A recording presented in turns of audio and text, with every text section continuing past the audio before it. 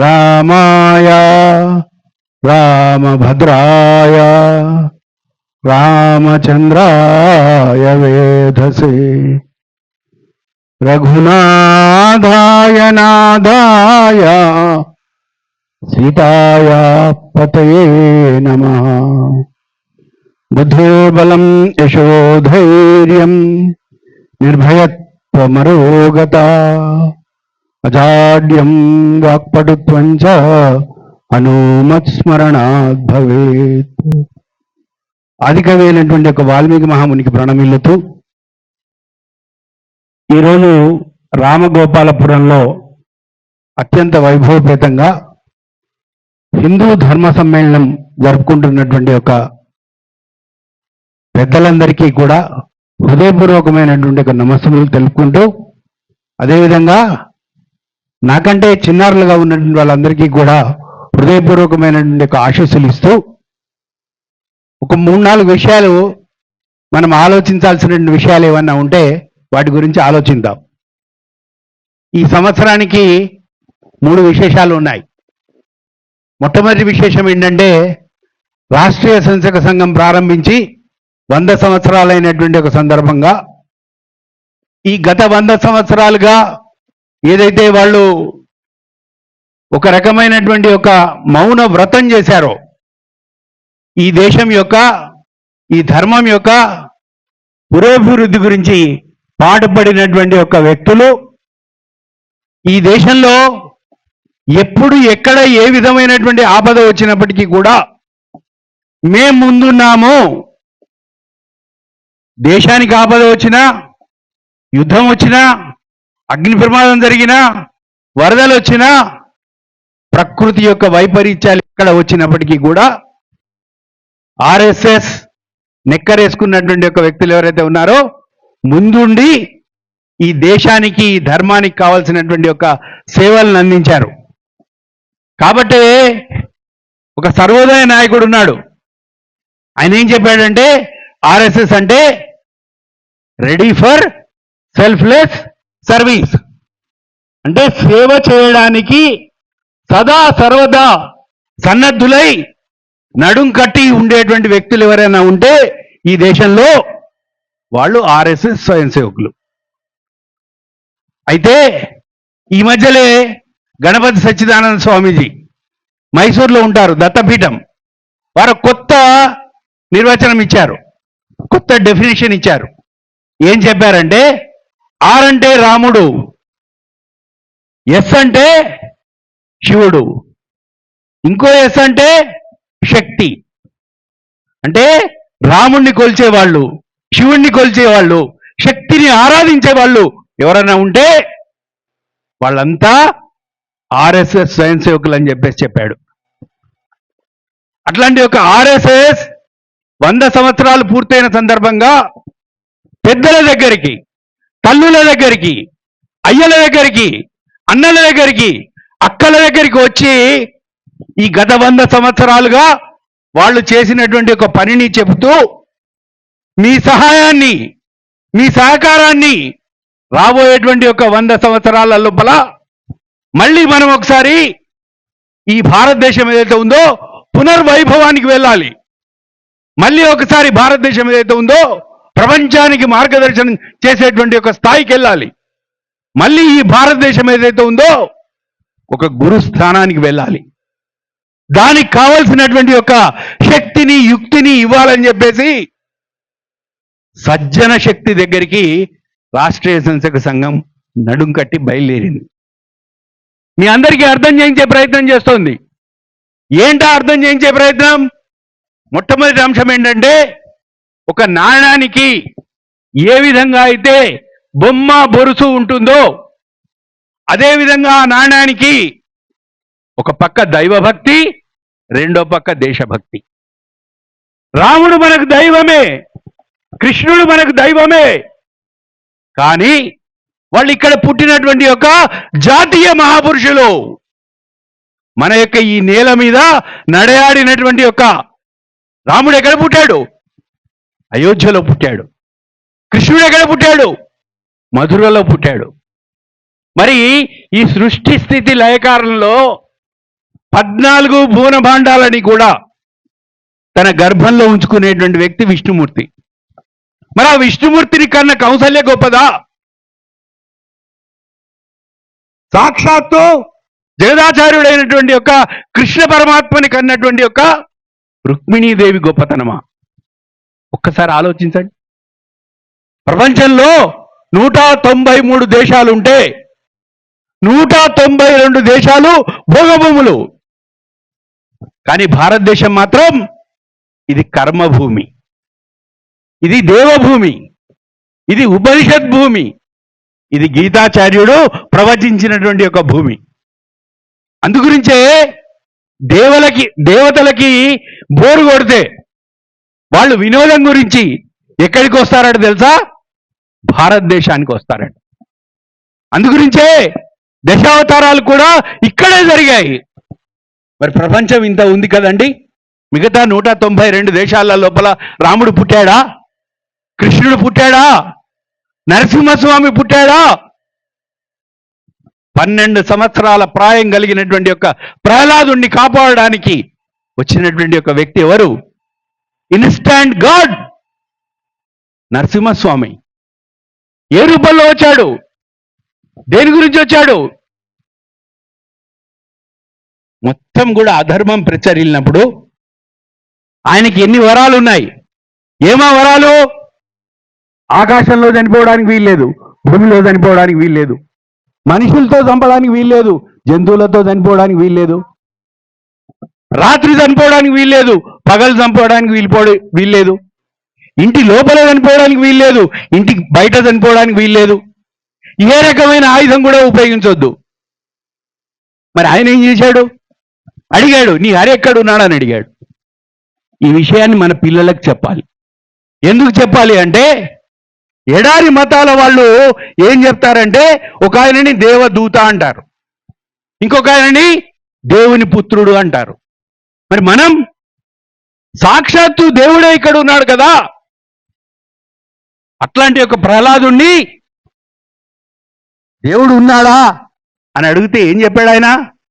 ఇందుగలడందు లేడని సందేహము వలదు చక్రి సర్వోపగతుండు ఎందెందు వెదకి చూచిన అందందే కలడు దానవాగ్రణి వింటే. ఈ స్తంభంలో నుంచి చూపిస్తావా అని అడిగాడు. మరి ఎక్కడి నుంచో రావాలి కదా, వెయిట్ చేస్తున్నాడు ఆయన. స్తంభంలో నుంచి అనగానే గన్మని వచ్చేశాడు.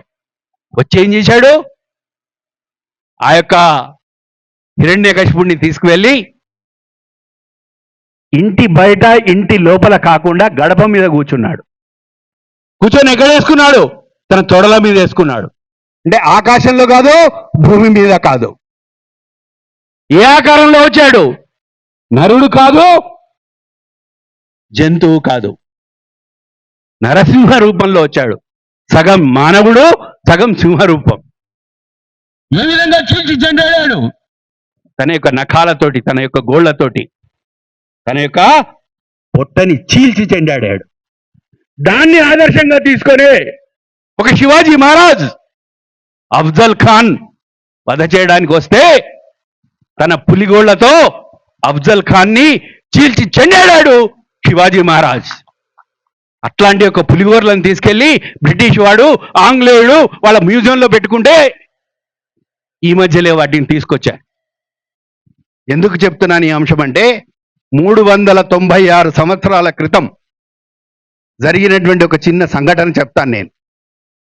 సాక్షాత్తు జీజియాబాయి ఎవరైతే ఉందో ఆ జీజియాబాయి యొక్క తండ్రిని అడుగుతుంది. ఏమడుగుతుంది? మన దేవాలయాలు ధ్వంసం అవుతున్నాయి, మన శివలింగాలు బద్దలవుతున్నాయి, మన యొక్క దేవాలయాల లోపల మలమూత్రాదులు చేస్తున్నారు, మన యొక్క తల్లులను చెరుస్తున్నారు, మన గోమాతలను అడ్డంగా నరుకుతున్నారు, దీన్ని ఆపేటువంటి ఒక శక్తి మనకు లేదా అని తండ్రిని అడిగితే, మేమంతా కూడా గులాంగిరి చేస్తున్నాం, బానిసలం అని చెప్పాడు. తర్వాత పెళ్లి చేసుకుంది. పెళ్లి చేసుకుందని చెప్పేసి అహరహము కృషి చేస్తే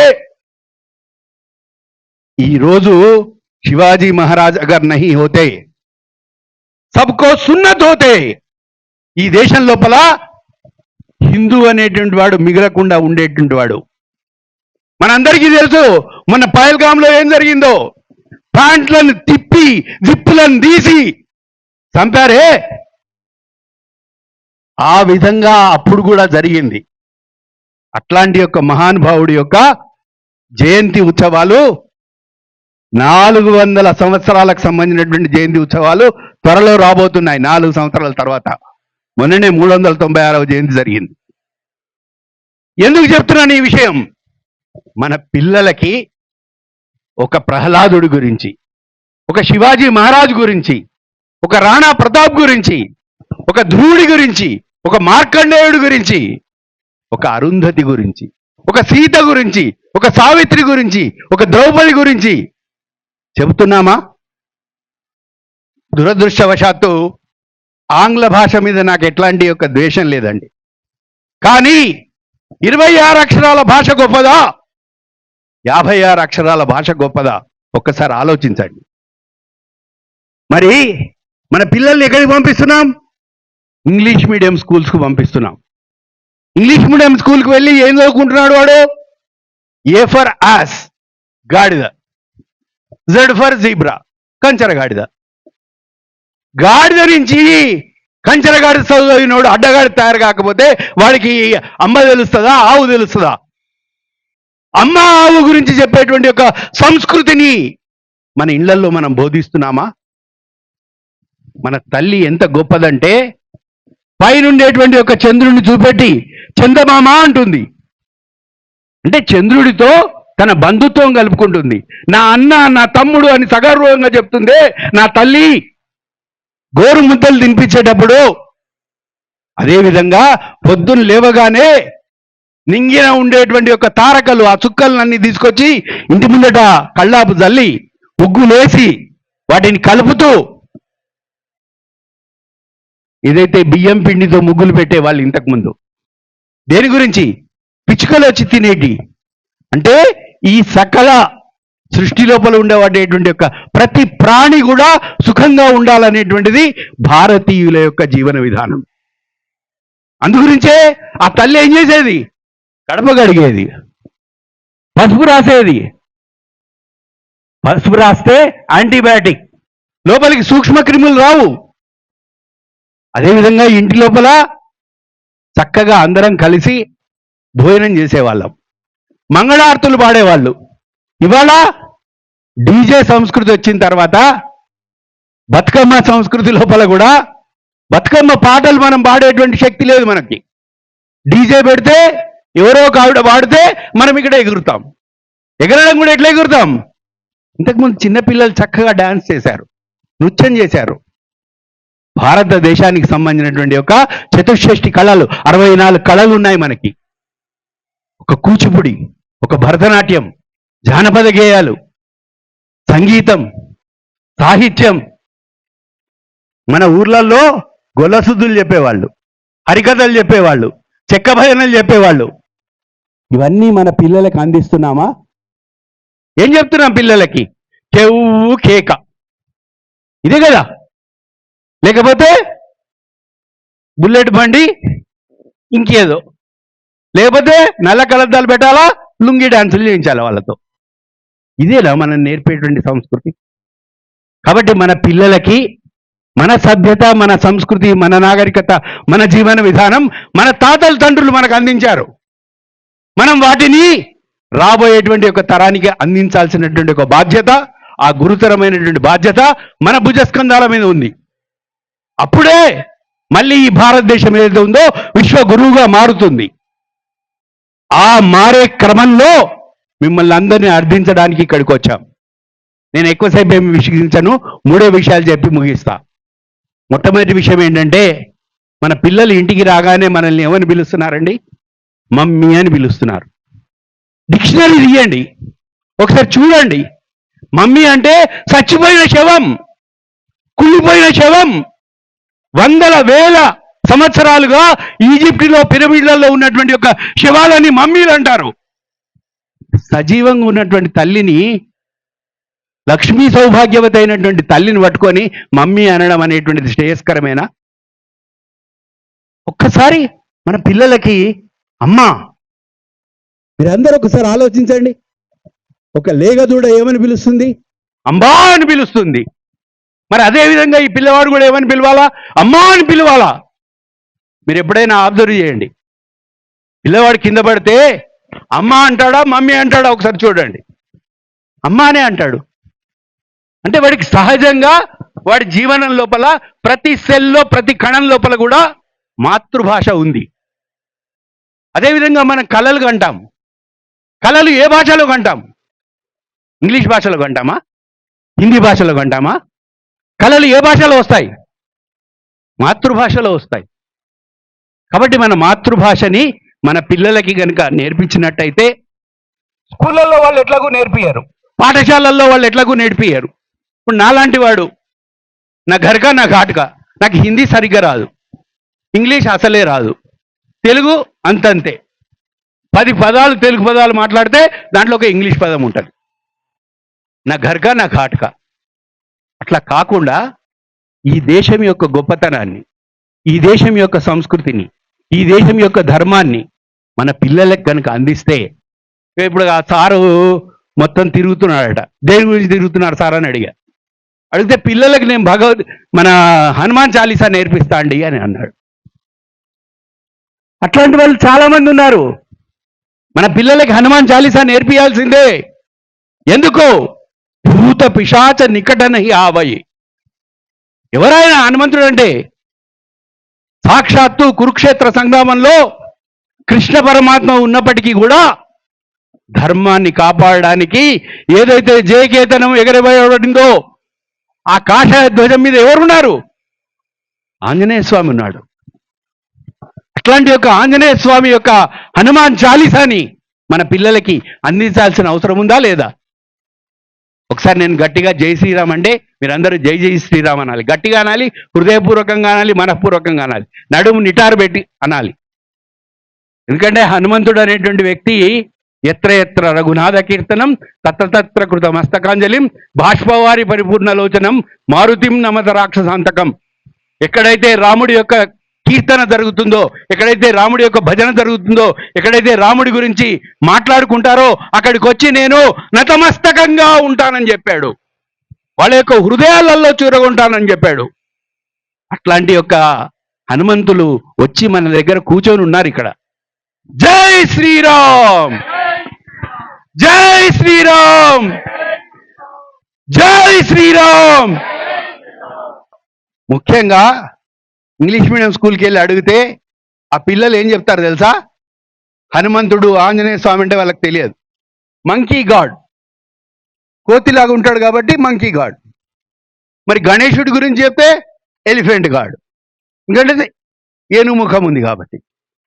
ఇది కాదు కదా వాళ్ళకి గణేశుడి యొక్క గొప్పతనం, ఆంజనేయ స్వామి యొక్క గొప్పతనం చెప్పాల్సిన అవసరం ఉందా లేదా? చెప్పాలా వద్దా? అదేవిధంగా రెండు విషయాలు చెప్పి ముగిస్తా. మొట్టమొదటి అంశం ఏంటంటే వందే మాతరం. ఏ వందే మాతర గీతం ఏదైతే ఉందో భారతదేశం యొక్క స్వాతంత్రం గురించి, భారతమాత యొక్క దాస్య శృంఖలాలు ఛేదించడానికి అలంకరించబడ్డ బలిపీఠం మీద ఒక భగత్ సింగ్, ఒక రాజగురు, ఒక సుఖదేవ్, ఒక రామ్ ప్రసాద్ బిస్మిల్, ఒక అశ్వకుల్లా ఖాన్, ఒక అల్లూరి సీతారామరాజు తృణప్రాయంగా అసూలు బాసారే. వాళ్ళ రక్త తర్పణంతో ఈ దేశానికి స్వేచ్ఛ స్వాతంత్రాలు వచ్చాయి. Freedom and independence. అందుగురించే సుభాష్ చంద్రబోస్ ఏం చెప్తాడు? ముజే ఖూన్ దో మై తుజే ఆజాదీ దిలాऊंगा, give me blood I will give you independence.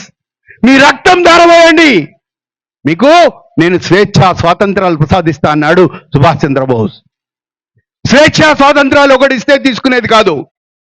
మన యొక్క పౌరుషంతో, మన యొక్క పరాక్రమంతో, మన యొక్క విజిగీషు ప్రవృత్తితో, మన యొక్క కండబలంతో, మన యొక్క గుండె బలంతో సాధించుకోవాల్సినటువంటి అంశం. కానీ దురదృష్టవశాత్తు మన పిల్లలు ఏమనుకుంటున్నారంటే స్వేచ్ఛా స్వాతంత్రాలంటే విచ్చలవిడితనం అనుకుంటున్నారు. మీరు అప్పుడప్పుడు మీరు దసరాకో, దీపావళికో, సంక్రాంతికో వాళ్ళ బట్టలు కొనిస్తే మీరు ఒక్కోసారి చూడొచ్చు, చినిగిపోయిన బట్టలు వేసుకుంటారు వాళ్ళు. ఏంద్రా అంటే ఫ్యాషన్ అంటాడు. అరే బిచ్చగా వేసుకుంటున్నాడు, వీడు కూడా వేసుకుంటున్నాడు. మనం చెప్తున్నాం మా వాడికి, అరే చినిగిపోయిన బట్టలు వేసుకోవద్దురా అని. కాబట్టి ఈ భారతమాత మనకు రకరకాలైనటువంటి ఒక అంశాలను ఇస్తోంది.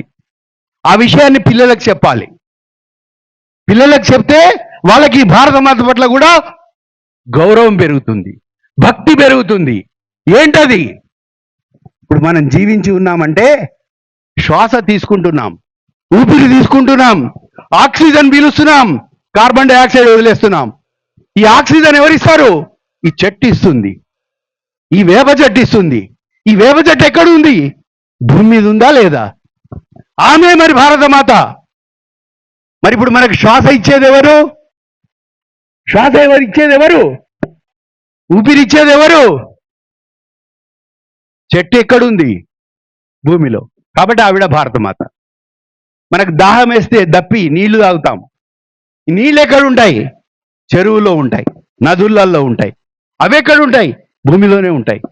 ఆవిడే భారతమాత. కాసేపు అయితే ఆకలి అవుతుంది, అన్నం తినాలా, రొట్టె తినాలా, జొన్న రొట్టె తినాలా, పండ్లు తినాలా, ఫలాలు తినాలా, రేపు పొద్దున్న లేస్తే ఇడ్లీ తినాలా, వడ తినాలా, దోశ తినాలా, పూరి తినాలా, బోండా తినాలా, మైసూర్ బజ్జీ తినాలా, మిరపకాయ బజ్జీలు తినాలా, సాయంత్రం ఆలు బోండాలు తినాలా. ఇవన్నీ ఎక్కడి నుంచి వస్తున్నాయి? ఎక్కడ వండుతున్నాయి? పప్పు దినుసులు ఇక్కడే వండుతాయి, కూరగాయలు ఇక్కడే వండుతాయి, వరి ఇక్కడే వండుతుంది, గోధుమ ఇక్కడే వండుతుంది. కాబట్టి మనకు ఆహారం ఇచ్చేది భారతమాత. అంతేకాదు, నేను వేసుకున్న బట్టలు దేని గురించి? నా ప్రాణాలు కాపాడుకోవడానికి, చలికి, ఎండకు, వానకు. అట్లాంటి యొక్క బట్టలు కాటన్, పత్తి. ఈ పత్తి ఎక్కడ పండుతుందండి? భూమి కదా. మరి బట్టలు ఇచ్చేది భారతమాత కదా మనకి. అదేవిధంగా మన కన్న తల్లి 9 మాసాలు మోసి మనల్ని కంటుంది, 9 మాసాలు మోస్తుంది. కానీ ఈ భూమాత చచ్చిపోయే వరకు కూడా, చచ్చిపోయిన తర్వాత మనల్ని ఎక్కడ పొందబెడతారు? భూమిలో కాదా? మరి మనల్ని ఎక్కడ కాలబెడతారు? భూమిలో కాదా? అదేవిధంగా ఆవిడకి మనకు ఉన్నటువంటి ఒక ఆత్మీయమైన సంబంధం గురించి చెప్తా. మన అమ్మని ఏమంటామంటే అమ్మ అంటాం. జన్మనిచ్చింది కాబట్టి అమ్మ అంటాం. అమ్మ యొక్క అమ్మని అమ్మమ్మ అంటాం. అమ్మమ్మ యొక్క అమ్మని తాతమ్మ అంటాం. తాతమ్మ యొక్క తల్లిని ముత్తవ్వ అంటాం. ముత్తవ్వ యొక్క తల్లిని జేజమ్మ అంటాం. జేజమ్మలకే జేజమ్మ ఈ భారతమాత. ఇది ఉన్నటువంటి సంబంధం. ఎవరివిడా? జేజమ్మలకే జేజమ్మ ఈ భారతమాత. ఇది మన పిల్లలకు చెప్తే ఆ పిల్లలకి ఈ భూమి పట్ల ప్రేమ, దయ, జాలి, కరుణ, కారుణ్యం అన్నీ కలుగుతాయి. చిట్ట చివరి అంశం ఏంటంటే, గాంధారి గురించి స్వామీజీ చెప్పాడు. అట్లాంటి గాంధారి దగ్గరికి వెళ్ళి దుర్యోధనుడు అడుగుతాడు. ఏమని అడుగుతాడంటే, అమ్మా, కురుక్షేత్ర సంగ్రామానికి వెళ్తున్నాను, నాకు విజయోస్తు అని వీరతిలకం దిద్దు. అంటే గాంధారి ఏం చెప్పిందో తెలుసా? తన కొడుకని ఆశ్వాసన ఇవ్వల. యతో ధర్మ తతో జయ. ఎక్కడైతే ధర్మం ఉంటుందో అక్కడే విజయం ఉంటుంది. నువ్వు అన్యాయం చేసావు, నువ్వు అక్రమం చేసావు అని చెప్పలా. నువ్వు అధర్మం వైపు ఉన్నావు కాబట్టి నీకు నేను ఆశీస్సులు ఇవ్వనన్నది, దీవెనలు ఇవ్వనన్నది. అది ఈ భారతదేశం యొక్క గొప్పతనం. రెండో అంశం, సీతమ్మ తల్లిని రావణాసురుడు ఎత్తుకొని పోవడానికి వస్తే, అంతకుముందు రాముడు లక్ష్మణుడికి అప్పచెప్పిపోతే, లక్ష్మణుడు ఏం చేశాడు? లక్ష్మణ రేఖ గీశాడు. గీసి ఏం చెప్పాడు? ఓ పశుపక్షాదులారా, ఓ భూమాత, ఓ చెట్టు, పుట్ట, గుట్ట, నా తల్లి అయినటువంటి సీతమ్మ తల్లిని మీకు అప్పచెప్పిపోతున్నాను, మీరు కాపాడండి అని చెప్పెళ్ళాడు. రావణాసురుడు ఎత్తుకొని పోతుంటే జటాయువు వచ్చి యుద్ధం చేసింది. జటాయువుని అడిగాడు రావణాసురుడు, నీకు నాకేమైనా పాలి పంచాయతీ ఉందా? నీకు నాకేమైనా గట్ల పంచాయతీ ఉందా? నీకు నాకేమైనా శత్రుత్వం ఉందా అంటే జటాయువు చెప్పింది, నువ్వు అధర్మం చేస్తున్నావు. నువ్వు అధర్మం చేస్తూ ఉంటే అధర్మం చేస్తూ ఉన్నటువంటి వాడిని చూస్తూ ఊరుకుంటే కూడా నేను కూడా అధర్మం వైపు ఉన్నటువంటి వాడినే. నా రెక్కలు తెగినా నేను పోరాటం చేస్తానని చెప్పేసి జటాయువు పోరాటం చేసింది. అన్యాయం జరుగుతుంటే, అధర్మం జరుగుతుంటే ఎదిరించలేనటువంటి వాడు కూడా అధర్మం చేసినటువంటి వాడు అవుతాడు. కాబట్టే సాక్షాత్తు శ్రీరామచంద్రుడు ఆవిడకి తండ్రి దశరథ మహారాజు కంటే ఆయనకి దహన సంస్కారాలు చేయాల, కానీ దగ్గరుండి జటాయువుకి దహన సంస్కారాలు చేశాడు రాముడు. అంటే ఎవరైతే ధర్మం వైపు ఉంటారో అక్కడ దేవుడు కూడా మనకి కావలసినటువంటి ఒక ఆశ్వాసన ఇస్తాడు. చిట్ట చివరిగా దేశానికి స్వాతంత్రం వచ్చిందని చెప్తున్నాం మనం, కానీ 1947లో ఈ దేశం రెండు ముక్కలైందనేటువంటిది ఒక విషయం నిజం కాదా, సత్యం కాదా? మనం ఏ శివుడి గురించి అయితే సాక్షాత్కరించుకోవడానికని కైలాస మానస సరోవరం వెళ్తామో అట్లాంటి ఒక కైలాస మానస సరోవరం ఈరోజు భారతదేశంలో ఉందా? ఏ సీతామాత పుట్టినటువంటి జానకీపురం ఈరోజు భారతదేశంలో ఉందా? ఏ సీతామాతను ఎత్తుకెళ్ళినటువంటి యొక్క అశోక వాటిక, శ్రీలంక సింహళం భారతదేశంలో ఉందా?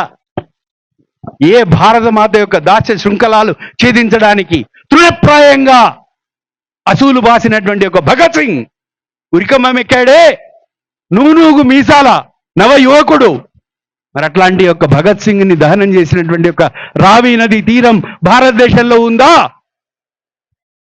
ఏ గాంధారి గురించి చెప్పామో ఆ గాంధారి పుట్టినటువంటి ఒక ప్రదేశం కాందహార్ ఈరోజు భారతదేశంలో ఉందా?